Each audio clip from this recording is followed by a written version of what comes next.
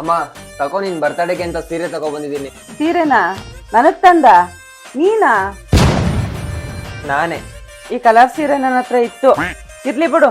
ಎಷ್ಟ್ ಕೊಟ್ಟೆ? 8,000 ಕೊಟ್ಟಿದ್ದೀನಿ ಅಂತ ಗೊತ್ತಾದ್ರೆ ಪಕ್ಕಾ ಬೈತಾರೆ. ಕಡಿಮೆ ಹೇಳ್ಬಿಡ್ತೀನಿ. 5,000. 5,000ನಾ? ಇದಕ್ಕ ಎಲ್ಲಿತ್ತು ಅಷ್ಟೊಂದು ದುಡ್ಡು ನಿನ್ನ ಹತ್ರ? ಹಂಗೋ ಅರೇಂಜ್ ಮಾಡ್ದೆ ಬಿಡಮ್ಮ. ಸಕ್ಕರೆ ಡಬ್ಬದಲ್ಲಿ 5,000 ರೂಪಾಯಿ ಇಟ್ಟಿದ್ದೆ, ಕಾಣಿಸ್ತಾನೆ ಇಲ್ವಲ್ಲ? ನೀನೇನಾದ್ರು?